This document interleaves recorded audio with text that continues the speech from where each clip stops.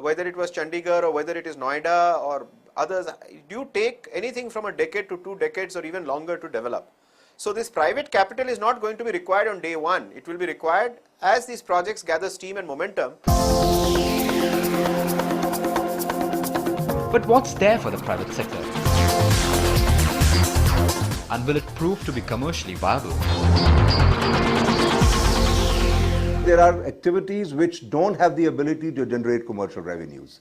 Typically, urban roads, sewage, solid waste disposal can generate revenues, but certainly not enough to recover the capital cost. Whereas there are other kinds of activities which are obvious, electricity generation, telecom services, power generation, which can easily be water even, which can be more commercially viable. And those are then left to the private sector.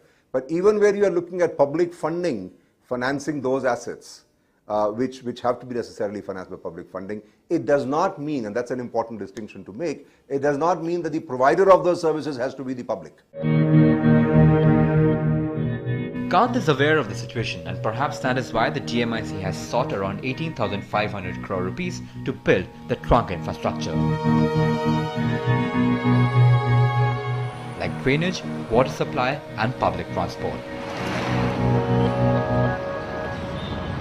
One must realize that there is a very important component of the trunk infrastructure. If you don't have good drainage, if you don't have good sewage, if you don't crack the trunk infrastructure, which is commercially not viable, the other component of the private-public partnership will not happen. So the trunk infrastructure, to our mind, is the key, and that is where the government needs to step in. New cities, over a 30-year period, are very commercially viable. They take a longer period. They take 13 years, 14 years to break even. But once they break even, then they generate a lot of resources. And from that 13th year to the 30th year, they in fact generate so much of resources that you can make many more cities. But the key challenge here is that you should be able to monetize land value. That is the key challenge. Monetizing land value is not the only challenge. In fact, the list of challenges is a rather long one. From land acquisition to financing to governance. When we come back, we'll see at what the road ahead for DMIC looks like. Braj Binani Group and Bloomberg UTV present Building India.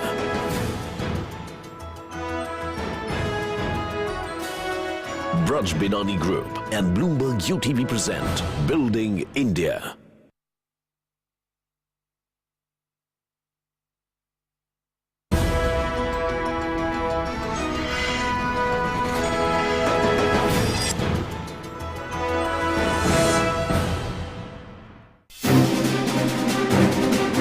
That is how the future cities of a country would look like. If the projections by the DMIC project are anything to go by.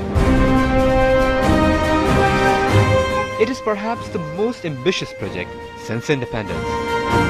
From building mega industrial zones to building mega cities. The DMIC wants to give the country a complete facelift. But planning is one thing, and translating plans into reality is another. As Pradeep Singh, the Vice Chairman and Managing Director of IDFC project says, master plans are often more violated than being followed.